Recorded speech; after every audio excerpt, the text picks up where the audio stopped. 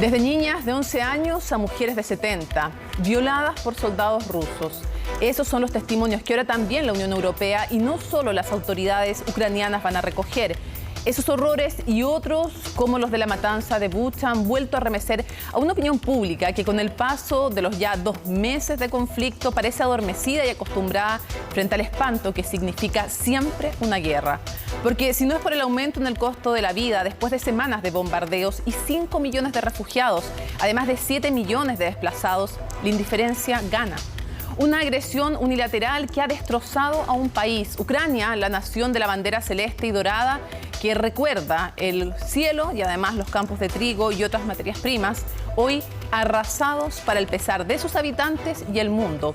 El 10% de su Producto Interno Bruto se basaba en la agricultura. La mitad del maíz que importaba Europa venía de Ucrania. A lo menos 6.400 millones de dólares solo este año en pérdidas y 1/3 de las tierras cultivables inutilizadas. Por eso las visitas del presidente de España, la primera ministra de Dinamarca, el secretario general de Naciones Unidas o el canciller norteamericano son necesarias pero no suficientes, sobre todo cuando se prevé que se podrían intensificar los ataques rusos en vistas del 9 de mayo, Día de la Victoria, cuando Rusia suele celebrar su victoria sobre la Alemania nazi. Es la vida de millones de ucranianos la que está en juego. Y si eso es así, deberíamos sentir como propio este y otros conflictos, Palestina, Siria, Yemen. No podemos dejar de hablar de la guerra, no podemos dejar a estos pueblos en su solitaria dignidad. Comienza Conexión Global Prime.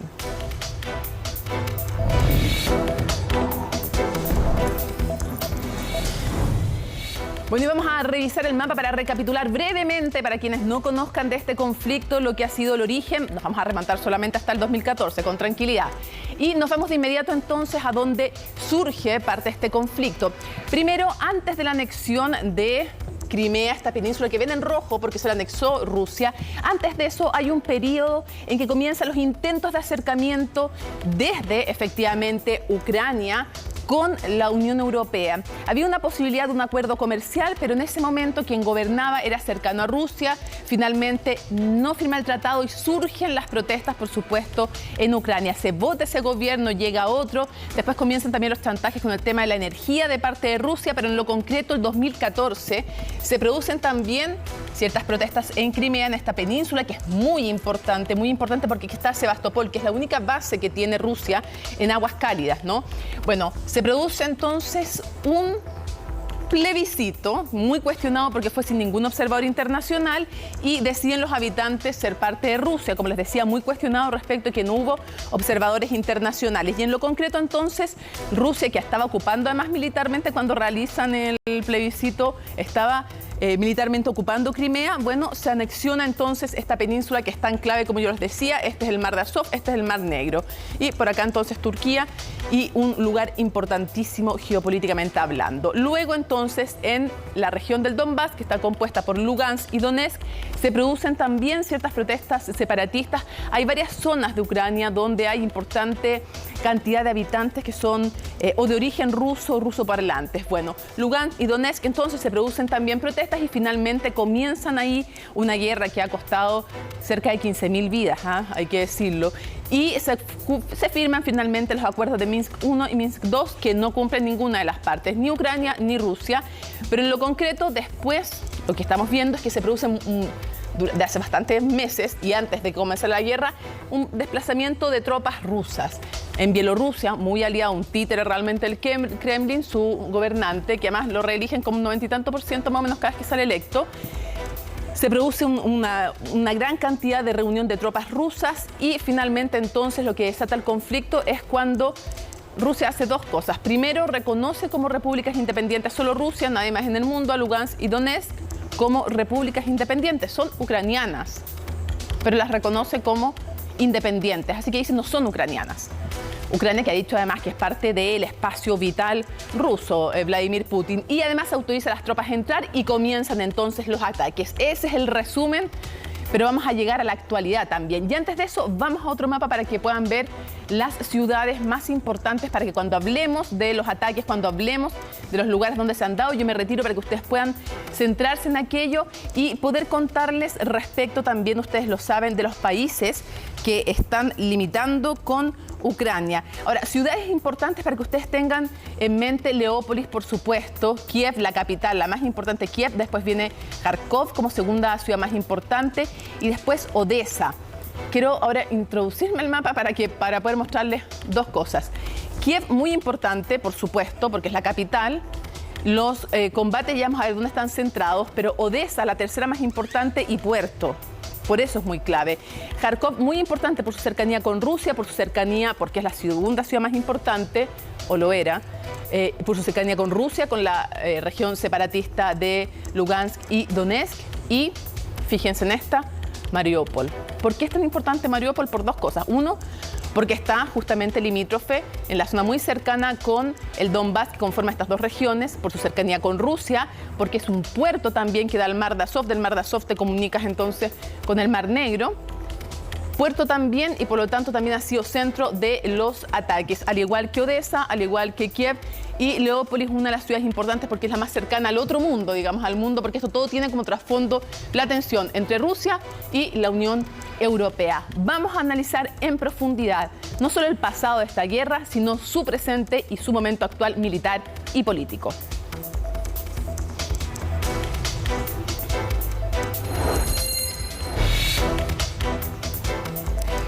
Vamos de inmediato a Ucrania, a Lviv, con Gustavo Valdés, corresponsal de CNN en español desde la zona de conflicto. Gustavo, te agradecemos muchísimo poder conversar contigo y queremos preguntarte cuál es el estado de la guerra en terreno. ¿Cómo se vive tú que estás en territorio de guerra, este conflicto a 2 meses? ¿Cómo ha ido cambiando? ¿Cómo se vive esta guerra? ¿Qué tal? Buenas tardes. Pues es una situación bastante única, porque dependiendo de la parte del país en la que uno se encuentre, la situación es distinta. Aquí en donde estamos, en Lviv, cerca de Polonia, no hay tantos problemas, no hay tanto peligro. Solamente ha habido 2 o 3 ataques en los alrededores. Generalmente cuando hay alguna visita de algún dignatario extranjero, es como si Rusia estuviera enviando un mensaje diciendo: podemos atacar si queremos, pero lo fuerte es al este y al sur. Ese es ahora el blanco. La evolución de la guerra, recordaremos, Rusia comenzó a atacar por el sur, por el este, incluso por el norte, viniendo de Bielorrusia, pero cuando no pudieron avanzar por esa parte, tratar de tomar la capital, Kiev, se decidieron enfocar en esta parte y es donde hemos visto intensos ataques a las autoridades locales. Nuestros compañeros que están en el área reportan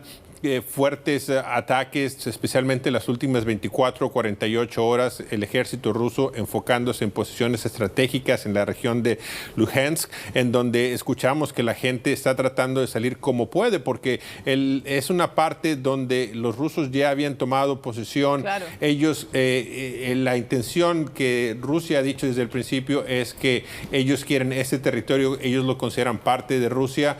Querían hacer un referéndum, pero la gente no lo quiere hacer y están abandonando. Ahora, Gustavo, tú estás en una zona y en varias del país, gracias a este tema de la internet satelital, se mantienen las comunicaciones todavía con internet. Aparte, se ha logrado mantener en general funcionando la televisión ucraniana.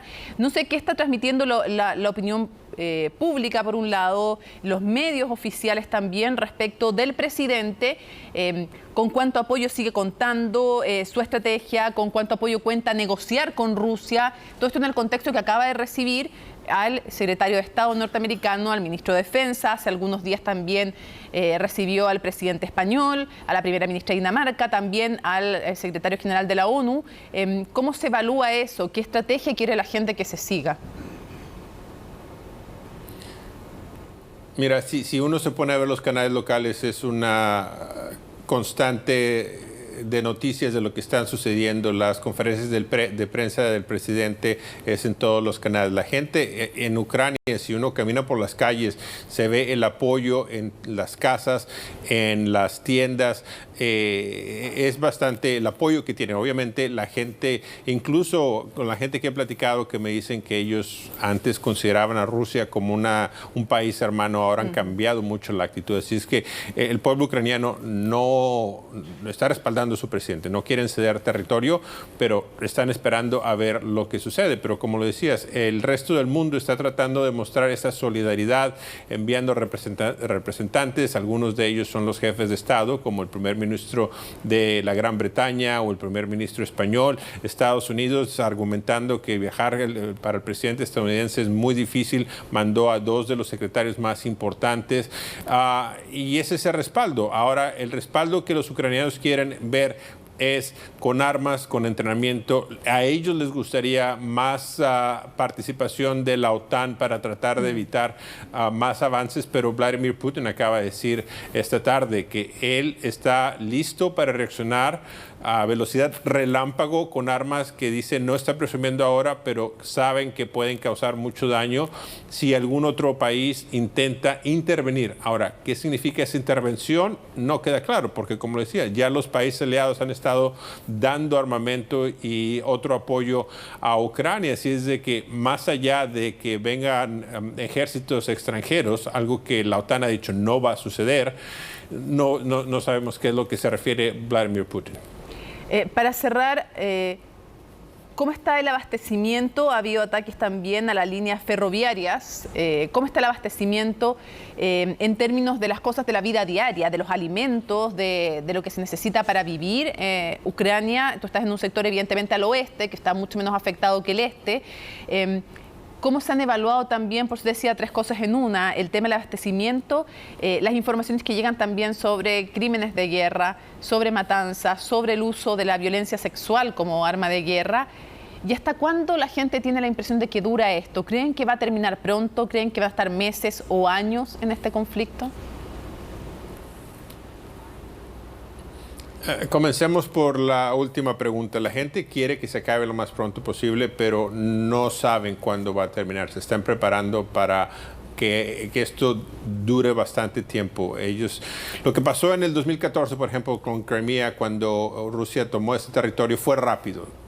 Atacaron, se cedió, no pasó a mayores, el mundo siguió. Ahora esto es distinto, se están defendiendo. Hay gente que está muriendo todos los días. Los crímenes de guerra parecen ser más evidentes. CNN obtuvo video de la región de Busha, donde se ve al ejército ruso, los tanques por las calles con cadáveres de civiles. Esto, dicen, es otra evidencia. Los expertos están investigando unos 300 casos de abusos, de supuestos crímenes de guerra. Pero dentro de todo esto, lo que de veras llama la atención es lo que decías. Estamos comunicándonos contigo a través de Internet, telefonía celular para comunicarnos con ustedes. Hay servicios por todos lados, los restaurantes están abiertos, abastecimiento en las tiendas. No hemos escuchado de problemas más allá de las zonas afectadas por los ataques, donde la gente obviamente tiene que hacer con lo que tiene. Y sí, las autoridades ucranianas dicen que estos ataques con misiles rusos a las vías ferroviarias es una indicación de que Rusia quiere atacar la infraestructura civil para evitar que se reabastezcan al ejército ucraniano, pero también para que la gente no pueda salir de las regiones afectadas. Ellos creen que la táctica rusa es o están con nosotros o los vamos a eliminar.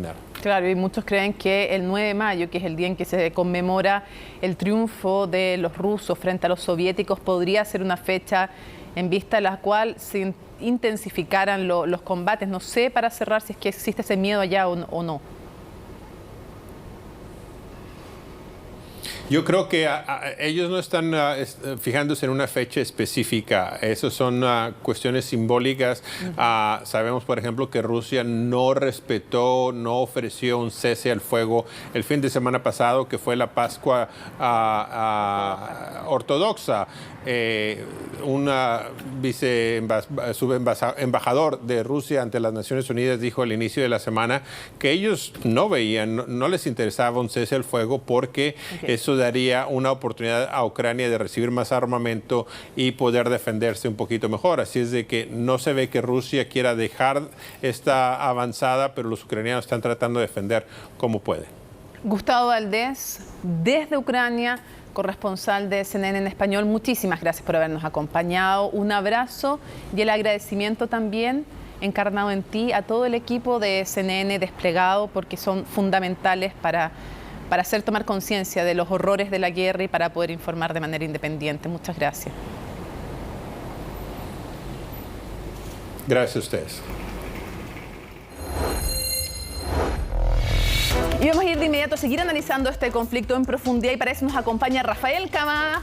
Rafa, qué gusto que nos acompañe. Qué gusto. Te queríamos habitual para este programa. Estamos comenzando así ahí. Flirteo. Un flirteo, claro. Rafa, a ver, tú estuviste en terreno, ya te vamos a preguntar tu experiencia cubriendo la guerra en Ucrania, pero queremos desplegar la gráfica para que veamos lo primero. Si tú tuvieras que definir en qué momento se encuentra este conflicto, bueno, ahí ya tienen los colores, ven que en rojo está el avance de los rusos, por ejemplo, el avance reivindicativo también por los rusos, en otro color, ahí van viendo, digamos, distintas áreas recapturadas y contraofensivas reivindicadas por los ucranianos, por ejemplo, lo que ven en amarillo, y reportes de combates liderados por partidarios de Ucrania. Con este panorama que tú estás viendo y lo que tú lees y te informes normalmente, ¿cuál dirías que es el estado de la guerra en este momento? Yo diría que Rusia está muy cerca de cumplir sus objetivos, aunque hablar de los objetivos rusos sea un tanto críptico, digamos, pero desde el año 2014 hasta acá, Rusia ha estado buscando esto que vemos en pantalla y lo ha estado buscando primero por vía diplomática y segundo ahora por vía militar, además de, y esto ya es mucho más subjetivo, de este escarmiento que está haciendo, me parece a mí, con la población de Ucrania. Ahora, tú cuando dices el objetivo te refieres a lograr conectar desde la región del Donbass, Crimea por vía terrestre. ¿A qué te refieres cuando, que es se hablaba de uno de los objetivos secundarios? Me acuerdo que lo conversamos al principio. Algunos decían, quiere dominar toda Ucrania, quiere partir Ucrania. Y otros decían, sí, puede ser, pero también como objetivo secundario conectar desde el Donbass por vía terrestre a Crimea, que ya es suya, y tener asegurada una conexión terrestre que además pasa por el mar de Azov.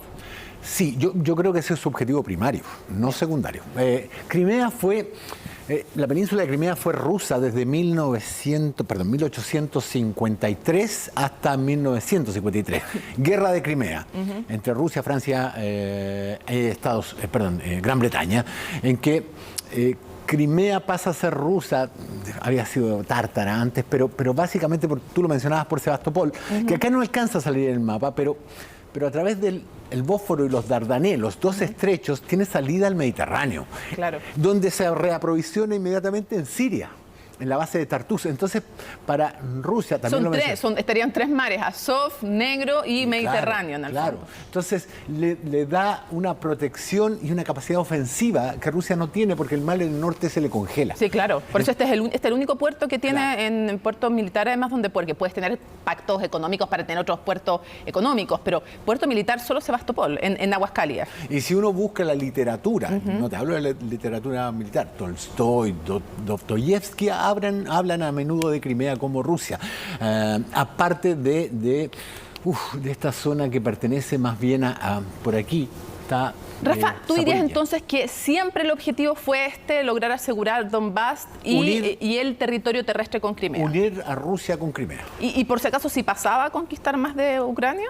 Yo creo que estaba creando un colchón ante una eventual acción militar desde Ucrania. Los objetivos declarados de Rusia son impedir que Ucrania tenga un ejército poderoso, impedir que la OTAN se extienda hacia Ucrania o que forme parte de cualquier... Que no se le acerque en el fondo. Pero si la OTAN se le ha acercado mucho. Bueno, está todo lo que prácticamente 7 movimientos ha hecho. Y una de las cosas que dice Vladimir Putin, que no por malo que sea deja de tener razón, digamos, es que la OTAN se ha ido acercando cada vez más hacia Rusia, aunque se comprometió a no hacerlo.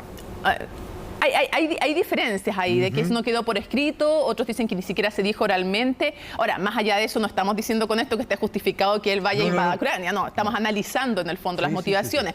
Y claro, y salvo Bielorrusia no tenía ningún colchón, no de OTAN, anti-OTAN, en el fondo, en su frontera. Te doy un dato más. Sí. Cuando la OTAN se instaló en Polonia y instaló un sistema de misiles, Claro. el jefe del Estado Mayor Conjunto de Moscú le dijo, si se portan como nuestros enemigos, van a ser tratados como nuestros enemigos. Esa era la advertencia que le estaba haciendo a los países ex-soviéticos o ex-límites sobre la extensión de la OTAN y el peligro que eso significa Claro, para qué Rusia. bueno lo que tú tocas, porque además hay áreas de influencia también política, entonces aquí hay un componente militar, desde donde tú puedes poner bases también de lanzamiento de cohetes que lleguen a mi territorio, y estamos muy cerca, estamos viendo ahí está la frontera. Segundo, la influencia política. Tercero, temas económicos, evidentemente también. Aquí hay paso de grandes gasoductos, oleoductos, que son muy importantes. Ahora, Rafa, tú estuviste en terreno. ¿Cómo se vive, cómo está viviendo la población en el día a día la guerra y cómo lo viste tú? Porque claro, una cosa es el oeste del país, y mientras más nos acercamos al este y al sur, evidentemente que la situación es más crítica. ¿Y a qué? Claro, ¿a qué? A ver, esta zona está constantemente en combate. Mariupol, las cercanías de Odessa, por aquí está una de las primeras ciudades atacadas, que tiene dos nombres diferentes, por eso no los recuerdo, pero fue atacada por los helicópteros de hélice contrarrotante. Además, cercanías de Kiev, o sea, cuando yo estuve allá, todas estas ciudades estaban bajo ataque, Zaporilla también, Kiev, que habían hecho una línea de corte desde el norte, pasando por Chernobyl, que me tocó conocerla en algún momento, sí, hasta Bucha e Irpin. Yo conocí gente que había salido de Irpin, cuando después de 15 minutos sin bombas salieron corriendo en el auto y 5 minutos después empezaron los bombardeos de nuevo. Gente que se escapó de la muerte por 5 minutos. Rafael, hemos hablado también al comienzo del programa del uso de la violencia sexual como arma de guerra. Se habla poco, en general lo que nos toca a las mujeres, aparte de dejar de familias que se separan, de mujeres que han combatido en el frente, el tema de la violencia sexual no es muy hablado y es algo, no solo en este conflicto, en general en los conflictos se ha usado como arma de guerra. O sea, Europa, que solemos mirarla como la luz de la civilización, tuvo durante la guerra en la ex Yugoslavia violaciones masivas como una forma de combate, aparte de los asesinatos de Srebrenica, que son una vergüenza para la humanidad. Chechenia tuvo violaciones, aparte de torturas y ejecuciones sumarias por parte de los rusos. Chechenia fue una guerra a la cual nadie prestó atención. Fue una guerra brutal, donde el centro de Grozny, la capital, quedó a nivel de suelo. Hemos tenido...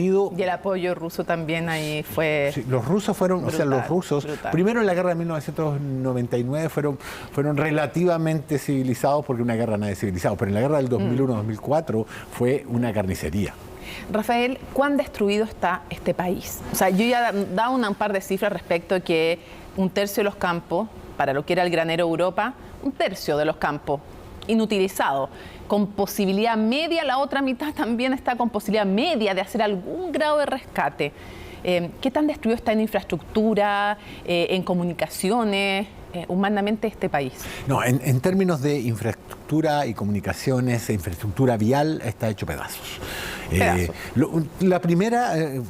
primer objetivo en un ataque militar son las centrales de comunicaciones para impedir el mando y control, y después la infraestructura vial para impedir el despliegue de tropas, los aeropuertos, los puentes, las carreteras. Lo último fue los trenes. Claro. Todo lo que sirva para transportar tropas o pertrechos, y de hecho se está atacando muy cerca de Polonia para que los pertrechos no entren desde Polonia. En Polonia yo vi misiles Patriot, baterías de misiles. O sea, llegan las armas que le está entregando Europa, Estados Unidos, si no es por ahí por donde llegan. Y uno conoce contactos, conoce gente a la que entrevistamos que estaba esperando visores infrarrojos para ir a pelear a Kiev, si eso no es novedad. Entran por Polonia, entonces los bombardeos son cada vez más cerca de Polonia, y por eso Sergei Lavrov ha dicho que la posibilidad de una tercera guerra es real. Pero el campo yo quiero hacer un alto, porque la capa de tierra vegetal en todo el mundo tiene unos 50 centímetros, 1 metro. Allá tiene 10 metros. Se puede recuperar con mucha facilidad. Por eso Ucrania ha sido siempre el granero de Europa. Pero para eso necesita una paz que todavía se ve muy lejana, porque yo tengo la impresión de que Rusia quiere quedarse como potencia ocupante durante un buen periodo para supervigilar el cumplimiento de los acuerdos a los que se logre llegar. Y eso, si es así, va a impedir que empiecen a entrar los fondos de recuperación y de reconstrucción del país. Es difícil que Europa y Estados Unidos... en esa zona roja. salvo en esa, es difícil que las grandes potencias europeas y Estados Unidos entreguen dinero para la reconstrucción. Tal vez podría haber asistencia china, pero difícilmente con una Rusia ocupando el lugar. Y eso que ya comienzan, ha habido recién una reunión de 40 ministros de defensa después de la visita del canciller y el ministro de defensa norteamericano, que se han reunido y han hablado no solo de cómo ayudarlos a hacer ganar la guerra, como creyendo que la pueden ganar, sino que además han empezado a hablar de reconstrucción, y eso significaría, dicen algunos, ya un plan de un nivel de inversión enorme. Sí, ahora, de hecho mencionaron un plan Marshall para Ucrania. Yo quiero mencionar algo que no se menciona nunca, pero yo creo que Vladimir Putin le ha hecho un favor gigantesco a Ucrania. Ucrania llevaba muchos años en términos geopolíticos. Sí, no, por favor, el sabemos que- asesinato de los civiles no es nunca una cosa buena, ni de los soldados tampoco, digamos. Una guerra no es una cosa buena y en la guerra nadie sale beneficiado. Pero hay una cosa que tomar en cuenta. Ucrania llevaba muchos años postulando a la Unión Europea y no lo habían aceptado básicamente porque es un país muy corrupto. Ucrania tenía dentro de sus fuerzas irregulares un escuadrón de Azov que eran entre neonazis y hooligans. Y por los acuerdos de Minsk, esas fuerzas irregulares debían ser disueltas. No lo hizo Rusia con sus fuerzas irregulares, no lo hizo Ucrania, que las ingresó a sus fuerzas regulares. Entonces tú además tienes hoy unos componentes nacionalistas súper complejos. A pesar de que algunos los han podido ir depurando, pero les quedan en el interior. Y que van a sobrevivir a la guerra y van a salir como vencedores, porque aguantar la presión rusa es vencer en todos los aspectos. Y ahí hay un germen de ultranacionalismo súper peligroso para un país que tuvo colaboración con los nazis contra Rusia, y que además sufrió de Rusia una masacre como fue la conversión de la economía desde individual a colectiva, la colectivización que costó 2,5 millones de muertos, en el mejor de los casos. En el más conservador de los cálculos. Se habla de 10 millones de muertos de hambre. Sí, de hambre, literalmente. Hay un libro muy bueno para estudiar y para leer todas estas cosas, que es Tierras de Sangre, que es brutal, de verdad, recomendarlo. Voy a subir la foto y el autor, que en este momento no recuerdo, porque realmente estoy empezando a leerlo y es horroroso. Brutal. Horroroso lo que ha ocurrido entre guerras, no solo en las zonas típicas donde se cree, por ejemplo, los campos de concentración, sino que en ciertas ciudades donde se mató de hambre a las personas. Les sacaban la comida, se la sacaban para repartirla y no les daban nada. Rafa, para cerrar, dos cosas. Lo primero, ¿cómo ves la intervención de Estados Unidos? ¿Se ve más proclive en el último tiempo a volver a poner armas, a poner dinero? Y lo otro, el riesgo, porque frente a esta amenaza, de nuevo, del canciller ruso de que el riesgo de una tercera guerra mundial, y cuando está diciendo tercera guerra mundial, todos sabemos que está diciendo guerra nuclear. Arma nuclear. Sí, todos sabemos, todos entendemos. ¿Qué tan real es y cómo ves el rol de Estados Unidos ahora y en lo que queda? A ver, Sergei Lavrov ha hecho algo que ya hizo Putin, y es mantener el miedo a la bomba nuclear vigente. Y eso es una estrategia de guerra. Yo no creo que Rusia quiera usar esa arma. Nunca se puede. En caso de guerra se escapa un tiro y se agarran todos a balazos, pero yo no creo que nadie quiera empezar eso. Y Estados Unidos ya colaboró en términos públicos y transparentes con todo lo que podía colaborar. Va a mandar armas, se van a mandar armas antiaéreas, pero lo que hay que preguntarse hoy es qué está haciendo las operaciones especiales, secretas de Estados Unidos.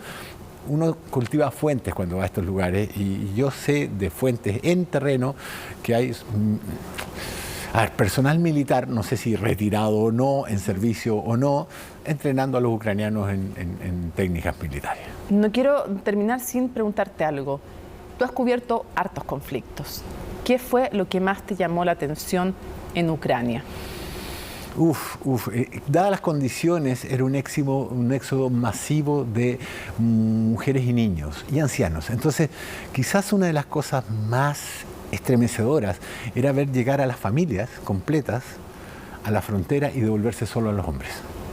Porque es brutal que los niños de 3, 4 años se despidan de su padre porque saben que tiene que ir a combatir, o no lo saben, pero el padre sí lo sabe y se despide de ellos y de sus mujeres, de sus hijos y su mujer, con una sensación de que podría ser la última vez que los ven, que es evidente, y tú veías a los hombres tratando de mantener, por una cuestión patriarcal y de estereotipo machista, mantener la presencia de ánimo, mientras los niños y las mujeres y los ancianos lloraban. Eso para mí fue devastador, por el hecho de que normalmente las huidas son masivas de familias, pero no se da esto que lleguen hasta la frontera y se devuelven los hombres. ¿Tú dirías que esta guerra en algo, además, militarmente, aparte de lo más estremecedor, que es lo que tú nos contabas, tiene alguna diferenciación que tuviste en terreno con otras guerras que tú hayas presenciado? Me acuerdo cuando conversamos la guerra en Irak, tú hablas de la guerra más urbana, más de guerrillas. Hay distintos tipos de conflictos. Sí, no, esta es una guerra de la Segunda Guerra Mundial, pero también lo hizo con Grozny, que es cercar ciudades y bombardearlas hasta que no quede piedra sobre piedra o hasta que nadie se pueda considerar a salvo. Esa es una técnica, si me apuran un poco, una técnica medieval, de rodear una ciudad, un castillo amurallado y cortarle el agua, los suministros y bombardearlo hasta que por hambre o por miedo se rindan. Eso, en términos de la tecnología que tenemos hoy, también es súper estremecedor. Rafael Cavada, muchísimas gracias por habernos acompañado desde Chilevisión, que hayas venido para acá y nos hayas acompañado en CNN Chile en Conexión Global. La mayor de las gracias por invitarme, muchísimas gracias, de verdad. Hacemos una pausa. Al regreso vamos a recapitular en una nota no solo lo que es la guerra actualmente, estos 2 meses de conflicto horroroso, sino también un sector donde está el mayor arsenal de armas de la Guerra Fría. ¿Cuál es? ¿De qué se trata aquello? ¿Cómo está mirando Europa y Rusia este conflicto? Al regreso en Conexión Global Prime.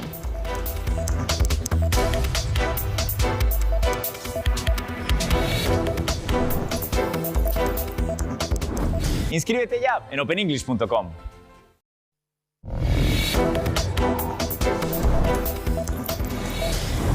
Volvemos a Conexión Global y queremos contarles que siempre, lamentablemente, hemos visto nuevos focos de conflicto en esta horrorosa guerra de Ucrania. Y uno de ellos, se los vamos a mostrar, está y se llama Transnistria. Está en el límite entre Moldavia, es parte de Moldavia, y Ucrania. Ahí está, en ese límite, no muy lejos necesariamente de Odessa, por ejemplo, esta ciudad-puerto que está por acá. Y esa delgada faja de tierra es clave porque tiene el mayor arsenal de la ex Guerra Fría. Son 40.000 toneladas de armas. No se sabe bien en qué estado están, pero Rusia siente a esa delgada franja de tierra donde hay soldados rusos como parte del ex imperio ruso. ¿Por qué es tan importante? ¿Qué ha pasado en estos días? ¿Podría ser o no un nuevo foco de conflicto más la actualización de estos 2 lamentables meses de guerra? La nota de Laura Soto.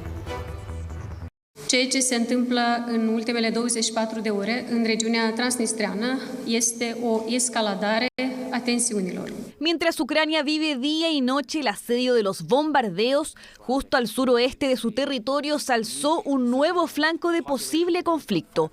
Se trata de Transnistria, una región separatista y de mayoría prorrusa ubicada en Moldavia, que este martes fue objetivo de al menos 3 ataques, que ahora amenazan con aumentar la inestabilidad en Europa. Por la información que tenemos en este momento, estos intentos de escalada provienen de facciones de la región de Transnistria, que son fuerzas pro-guerra y están interesadas en desestabilizar la situación en la región.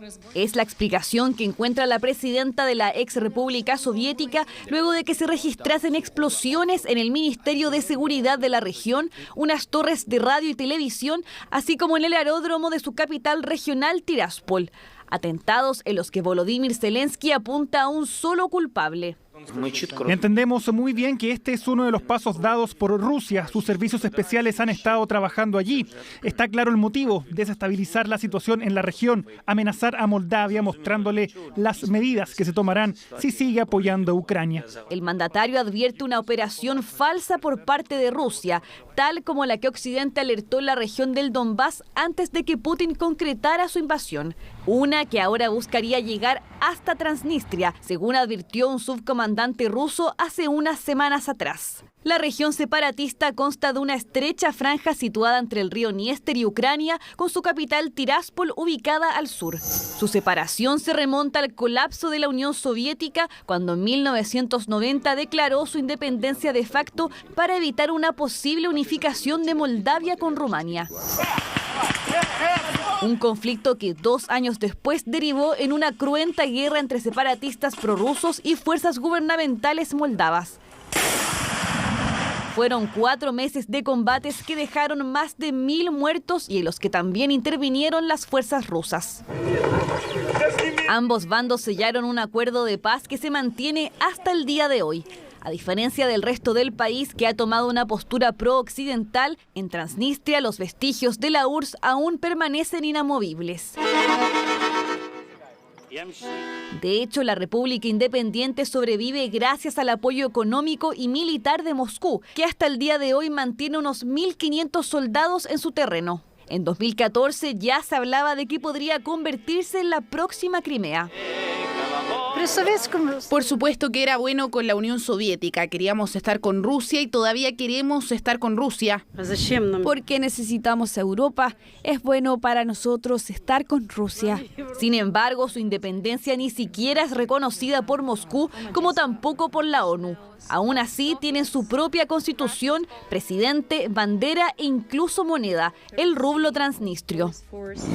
Hay un gran número de ciudadanos rusos viviendo en Transnistria. La gente tiene su propia comprensión de cómo debe construir su futuro, su destino. Y eso no es más que una manifestación de la democracia si permitimos a esa gente hacer lo que quiera.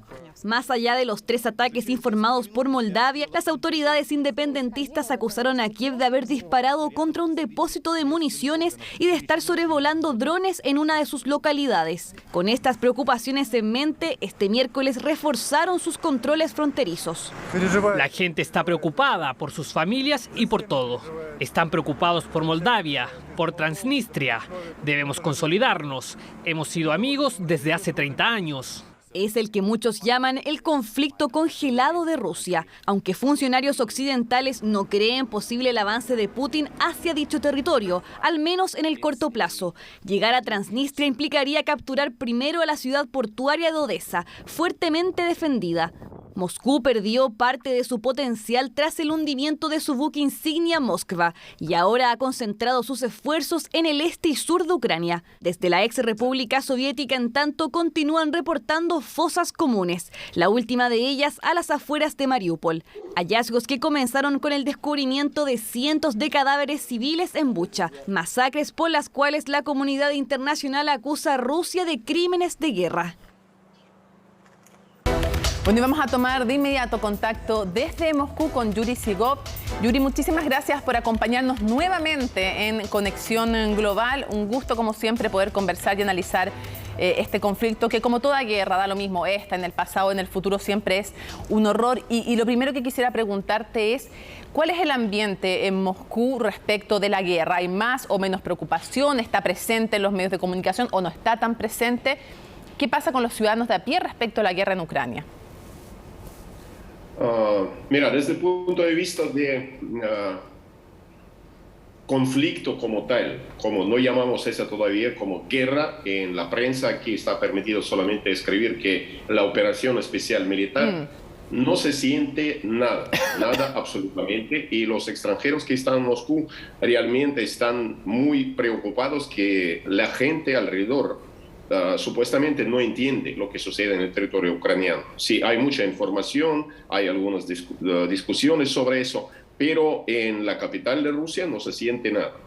Por otro lado, hay 3 puntos o 3 palabras, yo podría decir así, 3 palabras que determinan la situación y la actitud de la gente aquí en Moscú y de la gente más o menos informada sobre lo que pasa en Ucrania. Y yo quería mencionar 3 palabras: angustia, perplejidad y incertidumbre. Angustia por todo lo que sucede allá, porque hay algunas personas que tienen sus hijos o primos o padres que participan en ese conflicto en las tropas.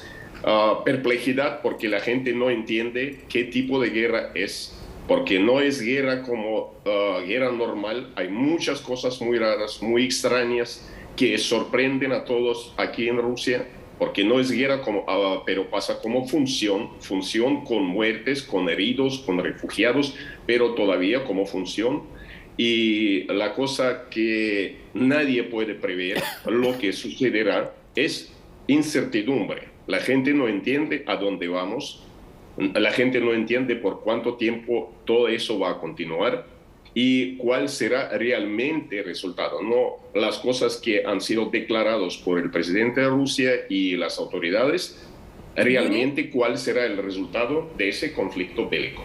¿Qué dice el gobierno ruso respecto de ¿En qué va la guerra? Dicen que van ganando la guerra, que han cumplido sus objetivos, que se mantienen hasta cuándo. Todo esto en el contexto que sabemos también hay una ley, tú algo esbozabas, que solo permite hablar de operación militar especial y castiga con 15 años de cárcel si es que hay una información que es considerada tentatoria contra los intereses rusos y que ha sido bien criticada por organismos de la sociedad civil. La pregunta es, ¿qué transmite el gobierno? Dice que van ganando, dicen que esto tiene para largo, no dicen nada, hablan de los objetivos en el mediano plazo. La frase más mencionada por el gobierno ahora, que todo va como era planeado. Es algo muy interesante que lo mismo dicen los representantes del ejército, el portavoz del Ministerio de Defensa, lo mismo dice el primer ministro, lo mismo dice el señor Lavrov, el canciller de Rusia. Hay supuestamente un plan y el plan se cumple de día al día. Entonces nadie sabe cuál es el plan. El plan en general fue declarado que de nazificación y de militarización de Ucrania. Es el plan, supuestamente, pero no hay ni detalles ni realmente los términos cuándo puede terminar. Hablando sobre quién gana, quién pierde. Si vas a leer la prensa aquí en Moscú, la prensa más, claro que controlada por el gobierno, aún en esta prensa no se puede determinar que Rusia gana. Rusia cumple el plan. Cumple el plan. La prensa que está prohibida, y la prensa que está prohibida, tú no puedes leer todo eso porque no sale al internet, no sale a la línea y no puedes leer todo eso.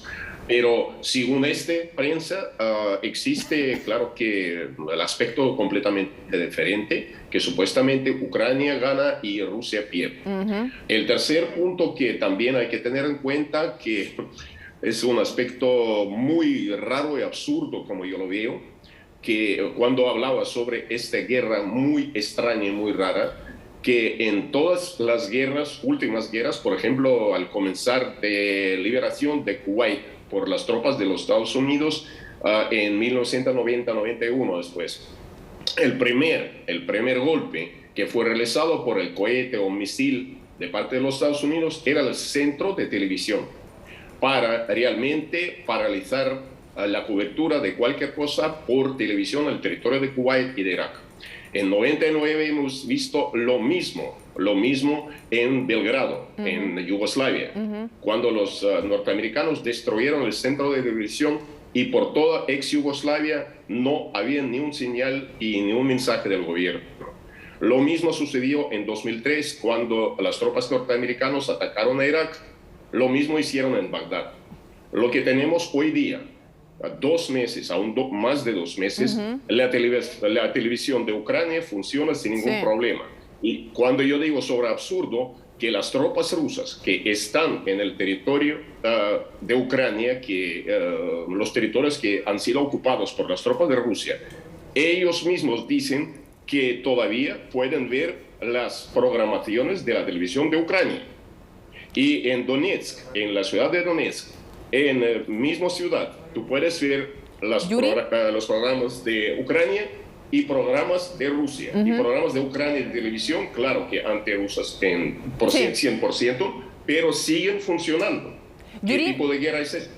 Sí, o sea, desde el punto de vista, claro, para los ucranianos está muy bien que puedan tener comunicado todavía el país. Han recurrido desde el punto de vista también de Internet a la ayuda de la Internet satelital de Elon Musk y han logrado mantener todavía las comunicaciones. Ahora, quisiera preguntarte 2 cosas antes de que se nos vaya volando el tiempo, como decimos en Chile. Lo primero, ¿cómo ha sentido, si es que ha sentido el ciudadano ruso y también el aparataje estatal y las autoridades, las sanciones de Europa? Recordar que acaba de anunciar Vladimir Putin que le corta en el fondo el suministro de gas a Polonia y a Bulgaria porque se niegan a pagar en rublos. Y hay, bueno, eso de parte de Rusia, pero ¿cómo siente Rusia las sanciones que ha tenido económicas, los oligarcas también con su patrimonio confiscado en varios países, el tema del SWIFT a algunos bancos, todas esas cosas que han ido sucediendo en los varios paquetes de sanciones de Estados Unidos y de la Unión Europea, ¿han afectado al ruso común y corriente y al aparataje estatal y todos los medios de comunicación? ¿Cómo enfrentan esas sanciones?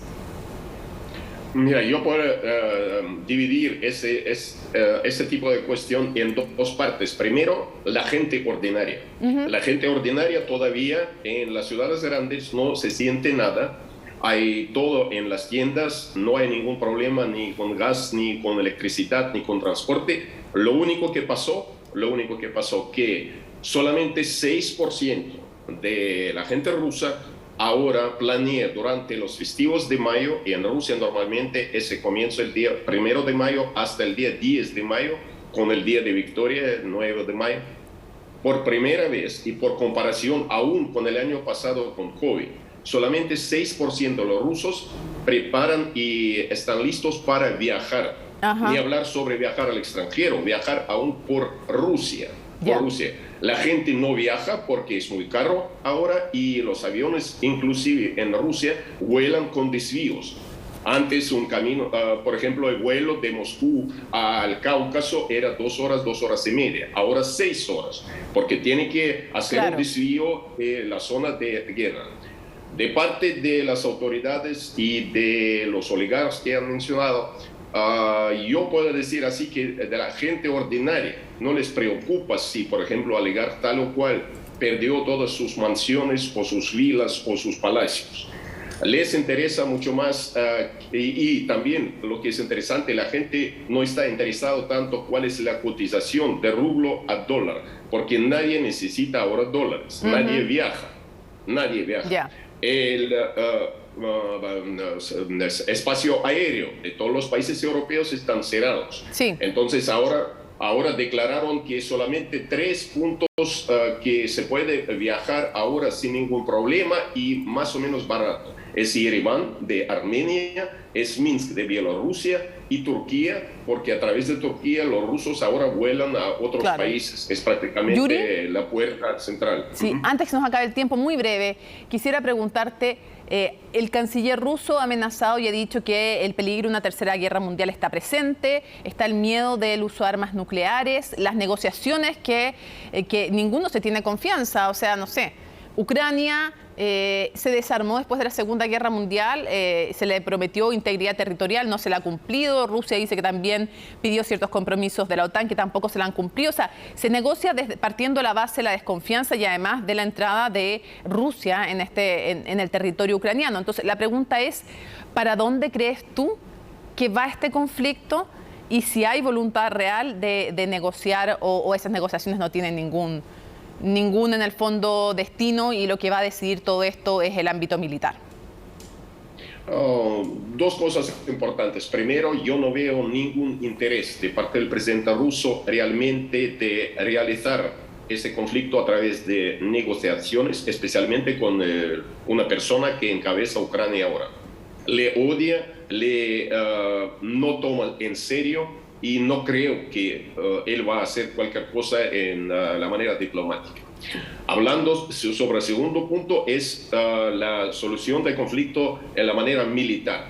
En la manera militar hay que realizar la guerra normal, no la guerra extraña que ahora tenemos. En caso de esta guerra normal, tendremos muchas destrucciones. En caso de participación de algunos países de la OTAN, Rusia realmente puede usar los armamentos nucleares tácticos, por ejemplo, los objetivos que ha mencionado el ministro de Defensa, es Polonia y también algunos países bálticos.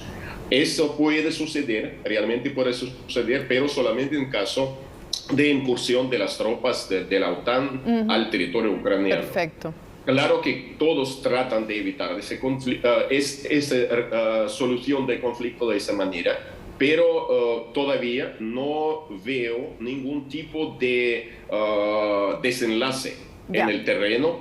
Lo que tenemos ahora, después de 2 meses y más de ese conflicto bélico. Yuri, muchísimas gracias, Yuri Sigov, por habernos acompañado desde Moscú una vez más para ayudarnos a poner en contexto este conflicto. Muchas gracias. Estamos listos para tomar contacto desde Londres con Diego Sasso. Diego, muchísimas gracias por acompañarnos. A 2 meses de iniciado este horroroso conflicto, como lo es toda guerra, ¿no? ¿Cómo lo mira Europa y cómo ha ido cambiando la postura? Por ejemplo, lo último que sabíamos es la reunión de ministros de defensa, de 40, incluyendo el de Estados Unidos, y la entrega de tanques de Alemania, que ha ido cada vez variando más su postura, y también el ofrecimiento de entrenar también en suelo alemán a soldados ucranianos.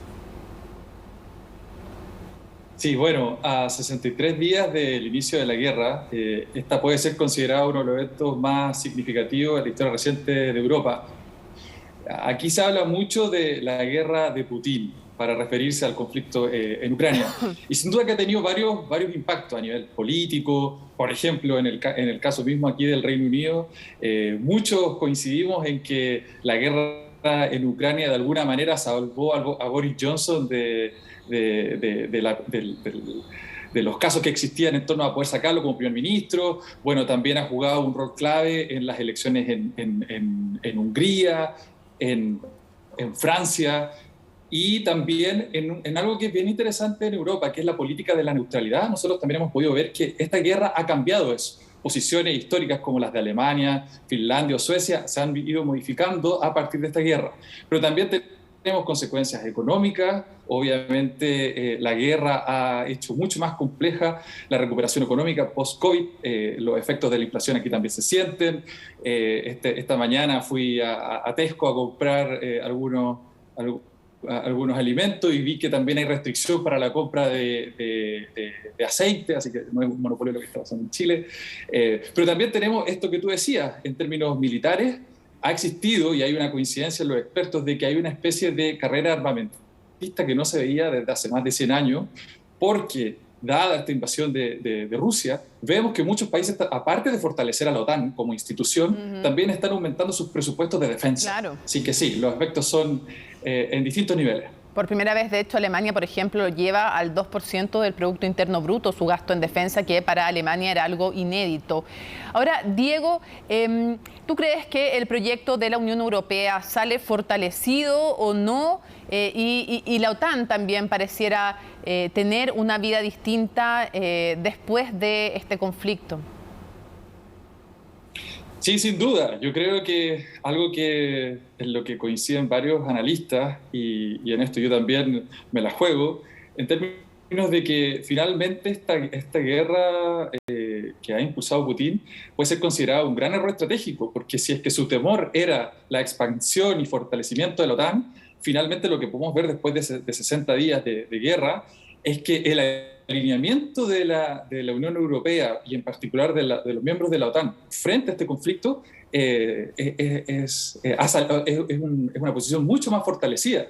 Y como mencionaba anteriormente, países que antes tendían a la neutralidad, incluso que no son parte de la Unión Europea, como, no sé, Suiza, ven con preocupación esto y actúan en aras de una política común desde el bloque de la OTAN y también de la Unión Europea. Ahora, cuando hablamos de la economía, ¿cuáles crees tú que van a ser? Ya inmediatamente vemos el tema de un crecimiento más complicado, vemos el tema de la inflación, los alimentos más caros, el combustible. ¿Qué otros cambios también van a haber en la economía? Hay varios artículos en el New York Times, Washington Post. Veía también a Stiglitz, ex premio Nobel de Economía, hablar sobre cómo una y otra vez, no solo la guerra, la pandemia, hacía ver las vulnerabilidades de una economía globalizada y cómo tener que pensar no solo en términos de seguridad militar, sino en forma mucho más amplia. Sí, por de pronto los países europeos después de esta coyuntura, van a tener que aprender a diversificar también su dependencia respecto de ciertos recursos y de ciertos países.